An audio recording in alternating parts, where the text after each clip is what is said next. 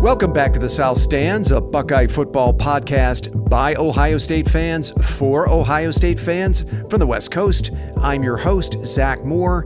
Today is Wednesday, November 22nd, 2023, and I'm very happy to be joined once again by fellow South Stands contributor Paige Van Horn from Skokie, Illinois. PVH, how's it going, my friend?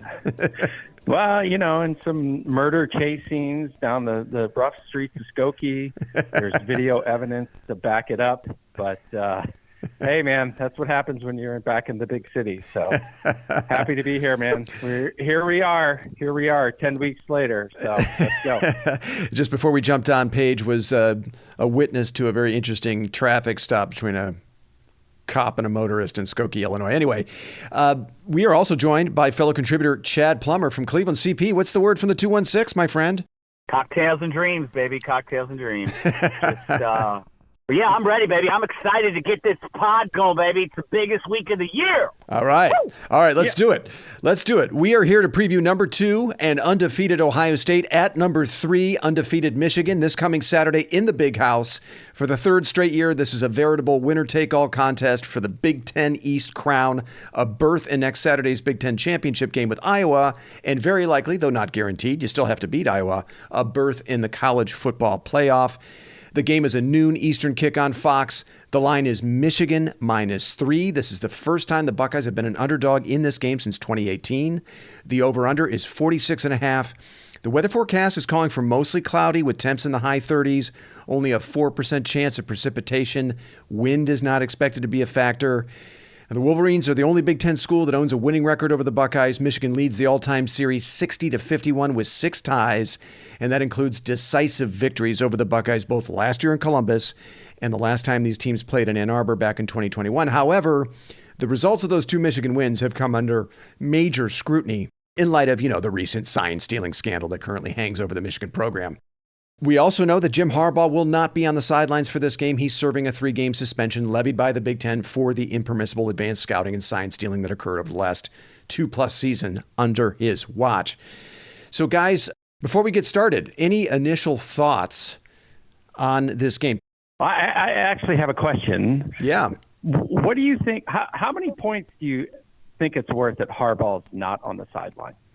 Got to be something. I would think so. I don't think so. I mean, when they say 3 points on the home, if it's a 3-point line, then on a neutral field, it would be a pick'em. So I don't know if Vegas thinks so. I personally agree with you. Well, maybe, I think it is worth something. Maybe it would be a 5-point game. I mean, yeah. So you're saying, yeah, which actually is not what you said before. Like, it's got to matter that he's not on the sideline. Oh, right? I agree with that. Yeah, no, I agree with you. I'm agreeing with you. So maybe they're doing the half point. Yeah, no, I'm agreeing with you, PVH. I absolutely think in a game of these stakes, it absolutely matters if you don't have your head coach on the sidelines. Is that how you feel? Yeah, no, and I just think it's one less person, right? That. And by the way, so the guy that's the head coach was what, the offensive coordinator? Yeah, Sharon Moore. There's a lot going on. And not that, the Oscar-winning coach. Right. And, the head coach, he's not the offensive play caller, so it's not like, I think it would be much more of a big deal if it were Ryan Day. But I do think I've come around to your perspective that that's actually a variable in the game that's actually pretty critical. Yeah. And, I think it's you got to account for it at some level. I agree with you. The other thing I would say is that I find it very funny. Like, there's this narrative out there that this is a must-win for Ryan Day. Like, if you can't beat Michigan, now, then is Ryan Day on the hot seat? And I just think that is absolutely just a lazy take on the. Yeah, it's a lazy take on the whole thing. Like, this is absolutely a must-win for Michigan, in my opinion, because I think we're just scratching the surface of the scandal, but we're not going to even waste any time on that today. The amount of players that they're going to lose. Yeah. And if this is it like 40 seniors or something? This is a must. Yeah. Yeah. This is a must win for them. I don't think I just think it in some like reverse way, it makes us looser, right? They're the ones that have to go out and prove that we didn't win those other two games because we were cheating our asses off 2 years ago. But that's not the narrative that's out there. Yeah. And, there's some, the guys, Denzel Burke gave that interview. I just kind of feel like we're a little bit looser than they are. And I think the pressure is squarely on them because they cheated the last 2 years. And if they lose this game, then everybody's going to assume that's why you won those two previous years. Harbaugh's probably gone. I don't think he'll ever coach at Michigan again, and they're going to lose 50 players. Dude, this is a must-win for Michigan, not for Ohio State. Our program is in a way better place than they are. There's a strong take. I couldn't have said it better myself. I totally agree with both of you guys. Now, we're going to see what the availability report looks like on Saturday morning. But as of right now, the Buckeyes are expected to be as close to 100% for this game as I think they've been all season. The only major absence is likely to be Lathan Ransom, who's already been ruled out for the regular season. Mike Hall Jr. and Tommy Eichenberg, who did not play against Minnesota, are both expected back against Michigan, so that's good news. So, guys, I want to start by taking our usual look at the opponent's offense and defense and, how we think the Buckeyes match up on both sides of the ball. So let's start with the Michigan offense against the Ohio State defense. Now, Michigan comes into this game ranked 55th nationally in total offense, averaging just under 400 yards per game. They're 28th nationally in offensive yards per play at 6.43. They're 11th in scoring offense, averaging 38 points per game. They're 64th in passing offense, averaging 228 yards per game.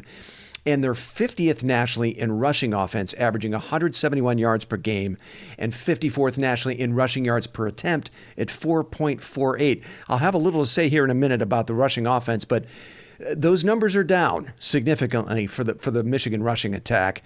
Now, as we know, the Michigan offense is led by junior quarterback J.J. McCarthy, who is currently third in the Big Ten in passing behind Talia Tagovailoa and Kyle McCord. He averages 212 yards per game. Now, he leads the conference in completion percentage, though, at 73.8%. Of course, a lot of those numbers came against some pretty awful competition. He's not been nearly as accurate these last couple of games. Senior running back Blake Corum is really the engine that makes this Michigan offense go, or certainly he has been these last 2 weeks. His numbers are also down a bit this year compared to last. He has 888 yards rushing on 180 carries, averaging 4.9 yards per attempt. However, Corum's 20 rushing touchdowns leads the country. So, I think a lot of those are short, in the red zone, kind of short rushing touchdowns. Michigan's leading receiver is senior Roman Wilson. Now, he only has 37 receptions, but 10 of those have gone for touchdowns. Wilson also averages 16.5 yards per reception. He had to leave the Maryland game after his first catch in the first quarter last week. I'm guessing probably concussion protocol, but I've heard that he'll be back for this game. The other side of the equation, the receiver, is Cornelius Johnson, who we all painfully remember. He torched the Buckeyes for 2 long touchdown catches last season, but he only has 29 receptions this season and only 1 touchdown catch, though he is third in the Big Ten in yards per reception at 16.2. Okay, PVH, I'm going to kick this over to you. Give me a few thoughts on the Ohio State defense against this Michigan offense. I'm not falling for it, though, dude. Last year, I fell for it. I think you fell for it. We all did. Jim Knowles fell for it. Yeah. Whatever. We know who they are. We know what they want to do. It's all about, styles on offense. They play a certain way, and we want to play a certain way on offense. You could say, well, just make JJ beat you. Well, then maybe he can beat you. And I think maybe one of the key is don't let him beat you running the ball. Yeah. Now, isn't he injured? I think he's got an ankle injury or some kind of a lower leg issue. Dude, I think honestly, all like the minor stuff is, we know what they're going to want to do. And so can we stop it? Right. I mean, they're going to just pound the ball, and that's who they are. And I think that I didn't think they could do it last year, and they did it. So I'm not going to fall for the trap this year. Well, they did it. They did it in the last 7 minutes of the game. They did it up to that point. But they did do it, right? Yeah. I mean, we did lose the game, and I agree with true. you. And we weren't opportunistic at taking advantage of the opportunities that we had on offense. Mm-hmm. And maybe had we done that, then they would have had to be a little bit more dynamic. But they're probably not going to go away from what they want to do. I tend to agree. I think our defense is obviously, I know, we all know they're vastly improved.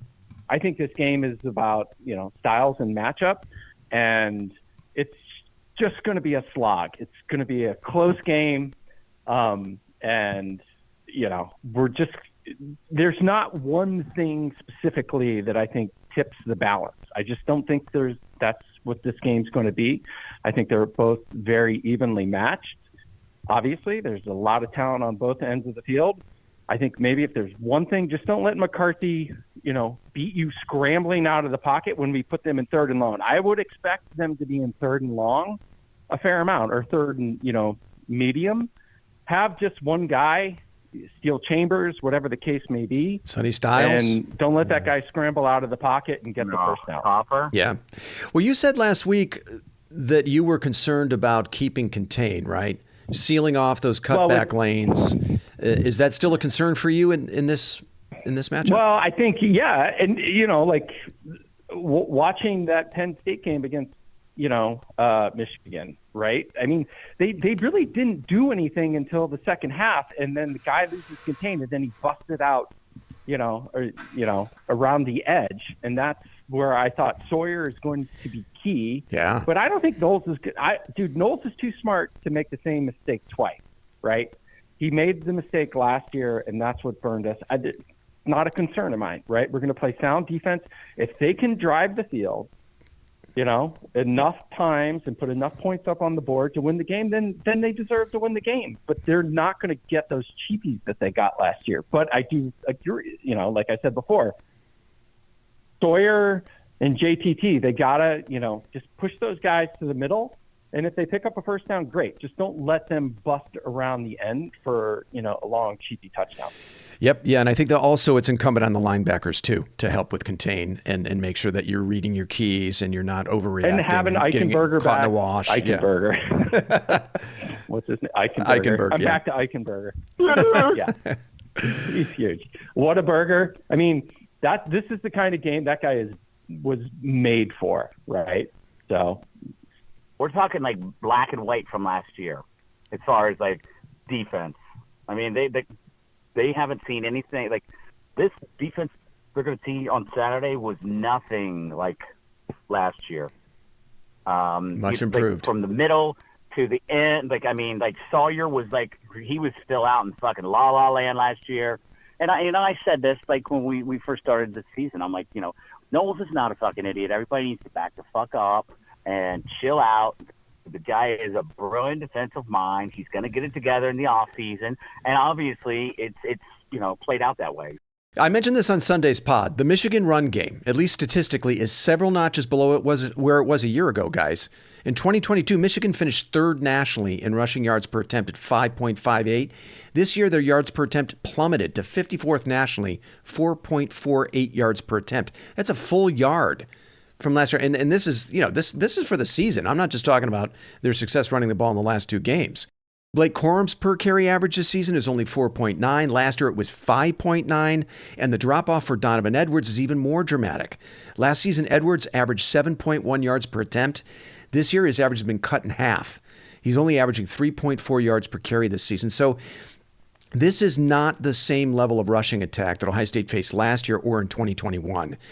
And I thought this was interesting from Bill Landis at Rivals. He said last year, Blake Corum averaged 3.35 yards after contact per carry, and he forced 73 missed tackles. This year, he's averaging 2.57 yards after contact, and he's only forced 19 missed tackles. 19 to 73. Donovan Edwards, he's had a similar drop-off. One other note from Landis on the Michigan run game. They led the country in open field yards last year. Those are yards gained once you get past 10 yards of the line of scrimmage. They had 1,060 open field yards last season. This year, they're 84th nationally in that statistic with only 408 open field yards. So no matter how you look at it, this Michigan run game is not as dynamic, not as explosive as it's been the last couple of years. I teased this last Thursday on our pod. There are 4 players on this defense who either played sparingly, did not log a defensive snap, or who were not on the roster last year. And that's Sonny Styles, Josh Proctor, Davison Igbinosun, and Jordan Hancock. And I'm going to talk a little bit about how these 4 players measure up against the run. Sonny Styles' rush defense grade, 88.5. He's got a tackling grade of 88 or 82.4. This is according to PFF. Josh Proctor, rush defense grade of 82.9. Davison Igbinosun, he loves to play the run. Rush defense grade of 85.8, tackling grade of 82.1. Jordan Hancock, he's got a solid 68 against the run. But if you watch him, your eyes will tell you he's a player who's not afraid to stick his nose in there against the run. And of course, we know what he can do in the secondary against the pass. Guys, against an opponent like Michigan, who no doubt, Paige, you've already mentioned this, they're going to force the issue running the ball. They're not going to get frustrated if they don't have early success. These are the type of players I think you need in the secondary behind what I think is an excellent defensive front. I think Ohio State has the personnel to limit the Michigan run game and force the ball into the hands of J.J. McCarthy, who's not thrown a touchdown pass in over a month. McCarthy's struggling with his accuracy, guys, and his decision-making these last 2 games. He was 12 of 23 for 141 yards and a pick against Maryland last week, and is already very well documented, you guys. He only attempted 1 pass after the 6-minute mark of the second quarter against Penn State. I don't think that's something to be celebrated. The coaching staff did not trust him. To think about. Yeah, the coaching staff did not trust him and did not trust their tackles to hold up in pass protection. So I think there's something there the defense can exploit. The other thing is it's hard to evaluate this Michigan team on either side of the ball.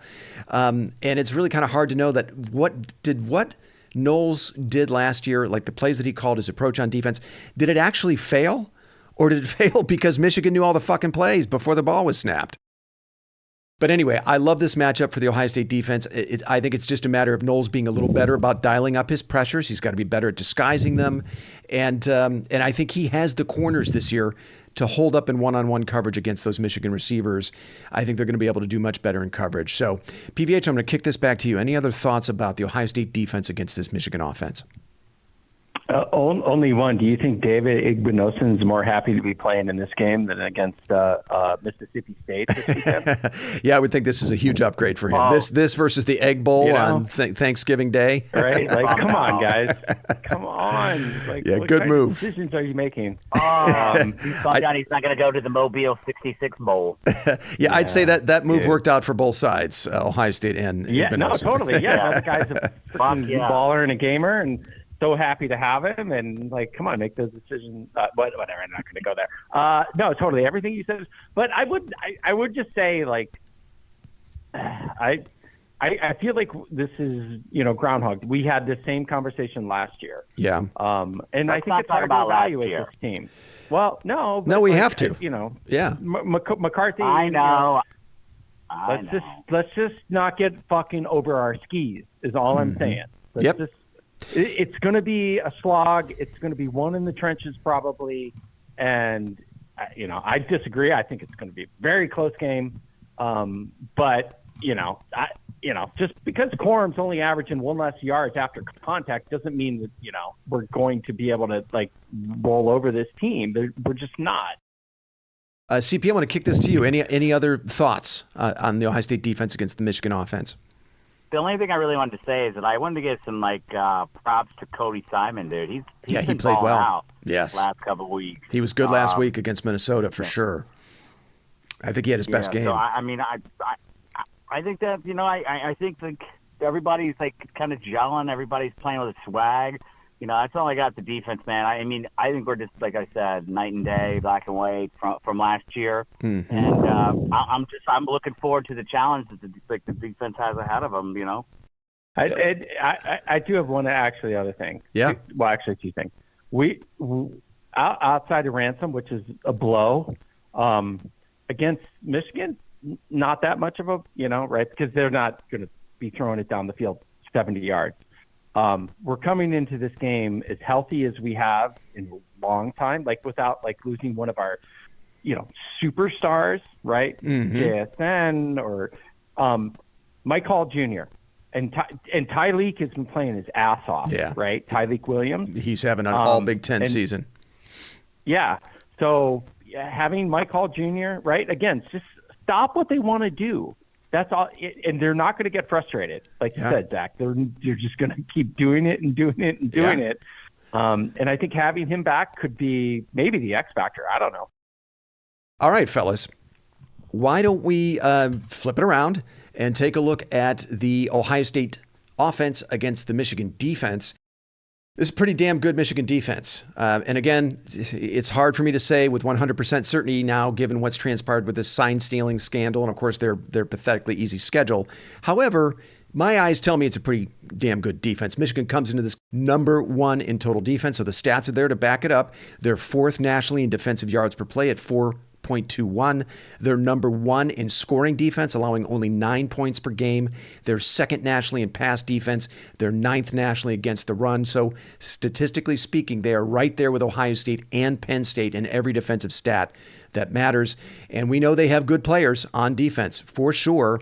I think the strength of that defense is the interior of the defensive line, where Michigan has 3 really good tackles: Mason Graham, Chris Jenkins, and Kenneth Grant. Those guys are studs. So those are 3 names to watch out for. Graham is Michigan's 2nd highest graded defender according to PFF with a grade of 86.6. Jenkins and Grant also have excellent PFF grades of 80.5 and 79.1 respectively. Junior Colson and Michael Barrett are names to watch at linebacker. They are Michigan's 2 leading tacklers. Barrett is their highest graded defender according to PFF with a grade of 90. Finally, cornerback Will Johnson, another name to watch. He's their top cover corner. He'll no doubt be matched up with Marvin Harrison Jr. all afternoon. That should be a great battle. So, Paige, I'm going to kick this back to you. Give me a few thoughts on the Ohio State offense against the Michigan defense. Just do your thing, man. I mean, people are like, well, if Marvin has 2 touchdowns, like, stop with that, right? Yeah. It's going to be a slog.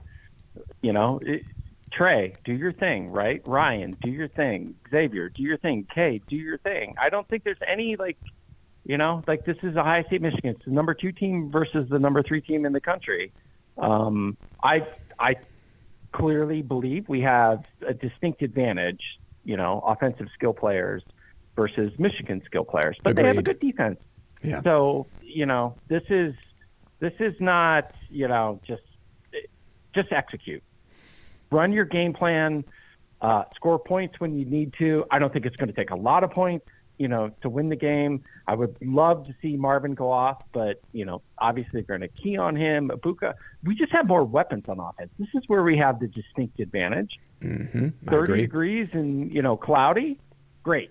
As long as it's not windy and snowing, right? That's a big advantage for us.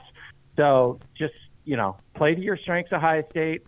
And I think we'll be able to put up enough points to win the game. I don't know who's going to be the person that is the difference maker. I don't think the game's going to be too big for McCord. I love Trey, the way he's playing right now. We got Marvin, but just do what you do, Ohio State, and we'll be fine. All right. CP, how about you? Give us a few thoughts here on the Ohio State offense against the Michigan defense. You're talking about Paige, go ahead, double team fucking Marvin, man. Maserati. Go ahead. But we got Mbuka, we got Fleming, we got Trey. Trey coming, the plays with him, in the passing game are just fucking electric now, man. And the kid's running with a vision. I think, a couple weeks ago we were kind of concerned a little bit about Hensman. I think he's settled down. He's fucking got in a little groove with the offensive line. Hope so. McCord is, he's fucking striding right now. Day's offensive play calling has been, if you ask me, pretty fucking right on the last 2 to 3 weeks. Dude, it's been awesome. Yeah. I think it's next level. Yeah. I agree. Yeah, they made some modifications in the run game. They're running more gap scheme instead of that zone blocking scheme, which seems to have worked. Yeah. So I'm with you. I think the big question here is, can the interior of the Ohio State offensive line hold up against Mason Graham, Chris Jenkins, and Kenneth Grant? I mean, that's the big concern for me on that side of the ball. You mentioned Carson Hintzman. He has struggled this season. He's going to have to level up big time in this game. But as a unit, the offensive line has improved steadily over the course of the season. I mean, if you looked at their PFF grades back in September, you're like, ugh. But you look at their PFF grades now of the other 4 starters, they're all grading out 69 or higher. So I feel like if the offensive line was going to cost Ohio State a game, and I said this a couple weeks ago, wouldn't we have seen it by now, either on the road at Notre Dame or against that Penn State pass rush? I actually thought the offensive line was pretty damn good against Penn State. And those defenses, Notre Dame and Penn State, they're about on par with Michigan. Penn State is second nationally in total defense. Notre Dame is sixth. I think it's probably a toss-up between Michigan and Penn State in terms of overall talent. I don't know that Michigan is going to show anything super exotic to Ohio State, that is exceedingly better than what they've already seen several times this year. Rutgers also has a pretty good defense. And I feel the same about Kyle McCord, and I could end up eating these words, but I feel like if he was going to completely fail this offense, wouldn't we have seen it by now? He's had a few rough moments. I think we can all acknowledge that. But, he usually turns things around and plays very well in the second half. And now he's heading into this game with his full complement of weapons. I think it's reasonable to expect some mistakes from McCord in this game. Of course, against a really good Michigan defense, they're going to win their share of downs, right? Paige, you've been hinting at this, right? These are 2 damn good teams with a lot of talent. But over the course of 4 quarters, I'm with you, CP. I think McCord, he's going to make his share of plays as well. I'm not really worried about him. And last thing I'll say, as part of my tease in last week's pod, Travion Henderson is the last of the 5 players that I mentioned that were not factors in last year's game against Michigan because he did not play. Now, Michigan fans will tell you Blake Corum wasn't a factor in that game either, and that's fair. But Henderson, with the way he's playing right now at his absolute peak, probably for the first time in his career, it changes the calculus for this offense. I think he unlocks the full potential of this offense. I'm looking for him to get 25 touches on Saturday at least. Watch him in the passing game. That's where I think he could be an X factor in this game. PBH, I'm going to kick this back to you. Any other thoughts on the Ohio State offense against the Michigan defense? No, this is your last point, right? Like Trey out of the backfield, Xavier John, break some tendencies. And, we sometimes complain about Day's play calling. That's so stupid. There's just a plethora of weapons that we have. There's 5 guys, that could kill you if you're Michigan, if you're doing a Michigan pod right now, like, do we stop Harrison? Well, then what about Ibuka? What about Trey? What about Cade? Stover. Just utilize the weapons that you have. I mean, dude, we were there at Notre Dame, right? Like, it's not going to get bigger than that, right? Like, that was the biggest moment. This is going to be marginally bigger. I don't think it'll be too big for him. He's probably, going to have some, well, of course he will, some bad throws and stuff like that. Just do your thing, Ohio State, on offense, and you'll be fine. Yeah, I agree with you. I do think that road trip to Notre Dame was huge. And by the way, this is going to be Ohio State's 6th road game of the season. They are no strangers to being on the road, and I think that's going to serve them well. The other thing I want to see out of Ryan Day here is I want to see him being intentional about creating opportunities for Marvin Harrison Jr. I thought against Notre Dame, and this did not happen against Penn State, against Notre Dame, remember, he's bracketed. There's nothing we can do. He's double teamed. We can't get him the ball. Day did not settle for that against Penn State, and I don't think he's going to settle for that against Michigan either. Look for him to get manufacture opportunities for Marvin Harrison Jr. in this game. You got to go down swinging, right? If you're going to lose this game, it's not going to be because you didn't get Marvin Harrison Jr. enough touches. I think Harrison Jr. is going to get double-digit targets, and they may even try and use him as in some jet sweeps and around the line of scrimmage. All right, boys, let's fire up the Concernometer. PVH, give us your Concernometer readout for this game. Come on, man. We're not even going to go through. We're all 10s, but we have to be 10. Well, is that your score? 10, so the first time since we've been doing this in 5 years, Trisha Corcoran and Jen Cuernavaca-Vale Reddington wins the podcast. Like, people are nervous, dude. Like, you're a 10, right? Only because of the stakes. Right. And so if everybody's not a 10, I'd be surprised. Okay. So you're a 10, CP. How about you?